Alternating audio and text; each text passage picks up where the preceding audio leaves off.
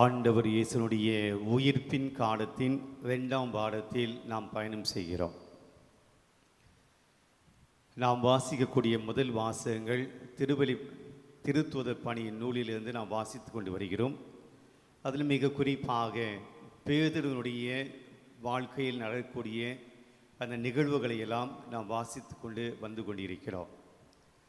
இன்றைக்கு பேதுரும் அவரோடு இருந்த சீடர்களும் தலைமைச் சங்கத்தினால் கைது செய்யப்பட்டு சிறைச்சாலையில் அவர்கள் அடைக்கப்படுகிறார்கள். இயேசுவின் பெயரை போதிக்கக்கூடாது, இயேசுவை பற்றி சொல்லக்கூடாது, இயேசுவை அறிவிக்கக்கூடாது, நற்செய்தி அறிவிக்கக்கூடாது என்றெல்லாம் சொல்லி அவர்களை சிறையில் அடைத்து வைத்திருக்கிறார்கள். அந்த சிறையில் இருந்து ஆண்டவர் பேதுருவையும் அவருடைய இந்த சீடரையும் வெளியே அழைத்து கொண்டு வந்த அந்த நிகழ்வைத்தான் நாம் இன்றைக்கு வாசித்தோம். சிறைச்சாலைகளெல்லாம் மூடப்பட்டிருக்கின்றன, கதவுகள் அனைத்தும் மூடப்பட்டிருக்கின்றன. ஆனால் பேதுரும் அவருடைய இருந்த சீடரும் அவர்கள் வெளியே ஆலயத்திலே போதித்து கொண்டிருக்கிறார்கள். கடவுள் அவர்களை சிறையிலிருந்து வெளியே கொண்டு வந்து அவர்களை மிக பத்திரமாய் பாதுகாத்து அந்த விடுதலை கொடுக்கிறார். அவர்களுக்கு எந்த ஆபத்தும் இல்லாமல் அவர்களை விடுவிக்கிறார். இந்த ஒரு செய்தியை இன்றைய திருப்பலியில் பங்கெடுக்கக்கூடிய நமக்கு எடுத்துக்கொள்வோம். சிறைச்சாலையில் இருக்கக்கூடியவர்களை ஆண்டவர் மீட்கக்கூடிய ஒரு காரியம். பிரியமானவர்களே, இன்றைக்கு நம்முடைய வாழ்க்கையில், நம்முடைய குடும்ப வாழ்க்கையாலும் சரி, நம்முடைய தனிப்பட்ட வாழ்க்கையாலும் சரி, சிறைச்சாலை என்ற நாம் நினைப்பது போல இந்த ஜெயில் அப்படி நாம் நினைப்பது போல இல்லை. அப்படின்னாலும் கூட அன்றாட வாழ்க்கையில் ஏதோ துன்பத்தில், துயரத்தில், ஒரு கஷ்டம் பிரச்சனையில் நாம் அனுதினமும் வாழ்ந்து கொண்டிருக்கிறோம். ஒரு துன்ப சூழலை நாம் அனுதினமும் அனுபவித்து கொண்டிருக்கிறோம். இதிலிருந்து எப்படி வெளியே வர்றது, எப்படி வெளியே வர முடியும், இந்த பிரச்சனையிலேருந்து எப்படி நான் வெளியே வருவேன் என்ற கவலையும் கண்ணீரும் இந்த மன போராட்டங்களும் எல்லாருடைய வாழ்க்கையிலும் இருந்து கொண்டிருக்கிறது. இன்றைக்கு இந்த சிறை என சொல்லப்படுகிற இந்த துன்பங்களில் இருந்து இறைவன் நம்மை மீட்பார், நமக்கு நிச்சயமாக அதிலிருந்து விடுதலை கொடுப்பார் என்கிற ஒரு செய்தியை இன்றைய முதல் வாசகம் நமக்கு சொல்லுகிறது.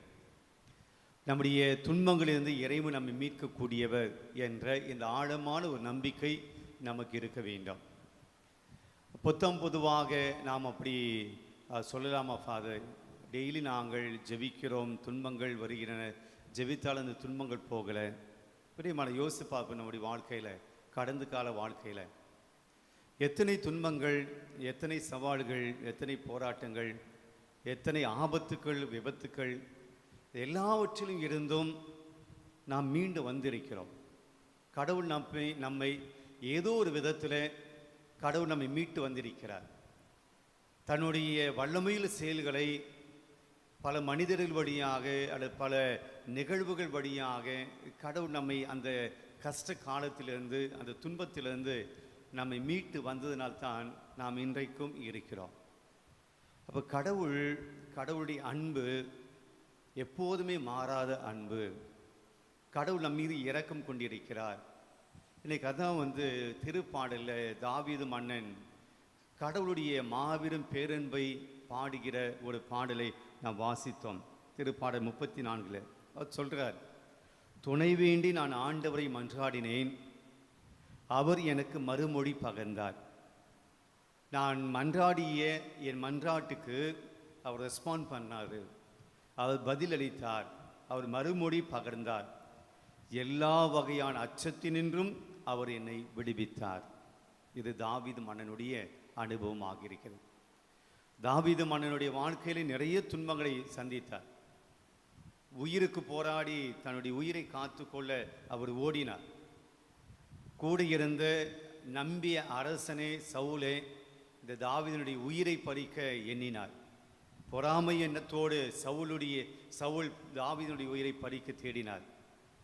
அதெல்லாம் தாவீதினுடைய வாழ்க்கையில் ரொம்ப கஷ்டமான ஒரு காலம். சாப்பாடு இல்லாமல், உணவு இல்லாமல், பாலைவனத்தில் குகையில் மறைந்து வாழக்கூடிய ஒரு சூழல் தாவீது சந்தித்தார். அந்த தாவீது தான் சொல்கிறாரு, துணை வேண்டி நான் ஆண்டவரை மன்றாடினேன். ஆண்டவர் எனக்கு மறுமொழி பகிர்ந்தார். எல்லா வகையான அச்சத்தினின்றும் அவர் என்னை விடுவித்தார். பிரியமானவர்களே, இன்றைய முதல் வாசம் இந்த திருப்பாடல் நமக்கு சொல்லக்கூடிய செய்தி, ஆண்டவரை பற்றி கொள்வோம். நாம் விவிலியத்தில் வாசிக்கிறோம், திருப்பாடலில் வாசிக்கிறோம், மனிதர் மீது நம்பிக்கை வைப்பதை விட ஆண்டவரிடம் தஞ்சம் புகுவது நலம் அப்படின்னு சொல்கிறார். மனிதர்கள் சில நேரத்தில் நமக்கு உதவி செய்வார்கள், சில நேரத்தில் நமக்கு உதவி செய்யாமல் போய்விடுவார்கள். ஆனால் ஆண்டவரிடம் தஞ்சம் புகுகிற போது அவர் ஒருபோதும் கைவிட மாட்டார் என்பது தாவீது மன்னனுடைய ஆழமான நம்பிக்கை. அதுவே நம்முடைய நம்பிக்கையாக மாறட்டும்.